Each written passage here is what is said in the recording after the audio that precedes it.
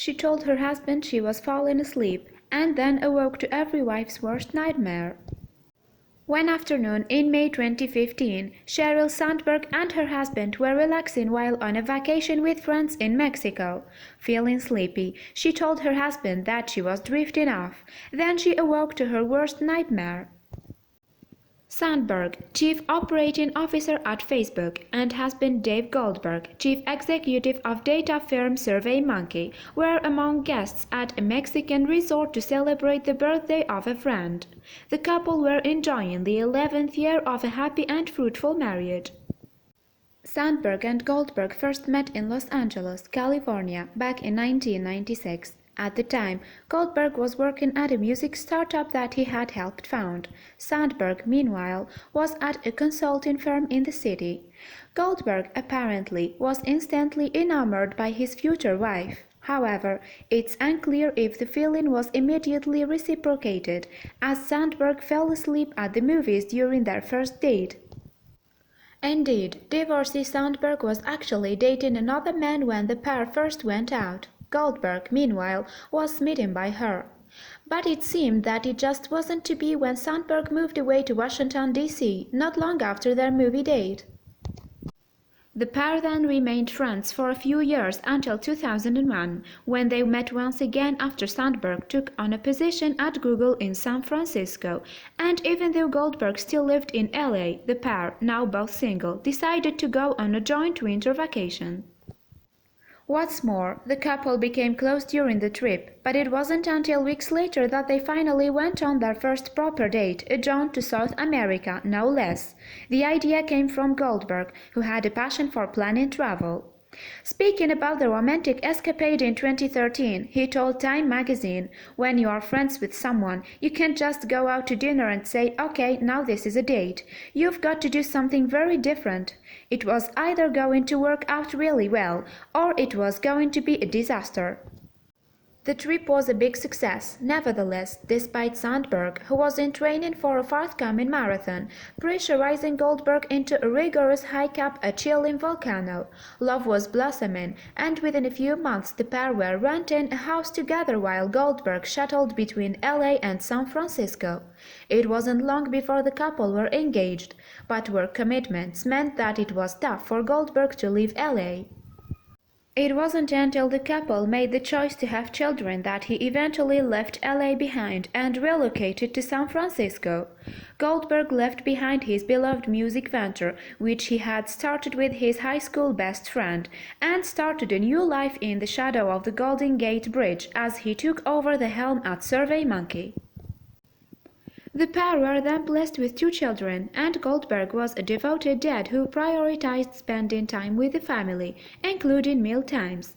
On other occasions, the family would gather round and enjoy online games together. The couple seemed to have the perfect family life. Of course, this doesn't mean that they neglected to make private time for themselves.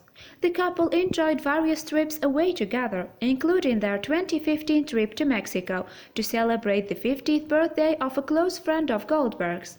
Sandberg and Goldberg joined their friends at a plush resort in Punta Meta. But after Sandberg awoke from her nap and could not find her husband that day in May 2015, she sensed that something wasn't right. Goldberg had gone to the gym, so Sandberg and her brother-in-law Rob went there to look for him, and that's when they discovered him there on the ground. "We found Dave on the floor, lying by the elliptical machine, his face slightly blue and turned to the left, a small pool of blood under his head," Sandberg subsequently wrote in her 2017 book, Option B, Facing Adversity, Building Resilience, and Finding Joy. "We all screamed. I started CPR. Rob took over from me. A doctor came and took over from him. But it was too late. Goldberg had already died of a heart condition." Sandberg's book gives a moving portrayal of the moment when she realized that her husband wasn't coming back. When his brother Rob, in shock himself, said we had to go, I took a few steps out of the room, then turned around and ran back in, hugging Dave as hard as I could, she wrote. Eventually, Rob lovingly pulled me off Dave's body. But Sandberg still had to face the awful task of telling her two children that they had lost their father. I lay on the grass, holding them as they wailed. She wrote, "Day after day my kids' cries and screams filled the air. In the moments when they weren't crying, I watched them anxiously, waiting for the next instant they might need comfort." She added, "My own cries and screams, mostly inside my head, but some out loud, filled the rest of the available space." The distraught Sandberg was struggling to find a way to channel her grief until she began speaking with psychology professor Adam Grant, who later went on to co-author her book. He helped her deal with some of what she was feeling. "I thought resilience was the capacity to endure pain, so I asked Adam how I could figure out how much I had." She wrote in option B. "He explained that our amount of resilience isn't fixed. So I should be asking instead how I could become resilient. Resilience is the strength and speed of our response to adversity, and we can build it." The book is an exploration of Sandberg's grief, and she hopes it will act as a help guide for others who may be going through similar distress following the sudden, devastating loss of a loved one. She is also hopeful that the book will help other bereaved people gain post-traumatic growth in the aftermath of such a shock. In addition to dealing with her grief, Sandberg, as a successful woman in the public eye, also had to deal with shocking disrespect and misogyny in the months following her loss. Some online trolls criticized her when she began to date a friend almost a year after her husband's death. "Men date sooner, men date more, and women get judged more. And, obviously that's super unfair," she told The Guardian in an April 2017 interview.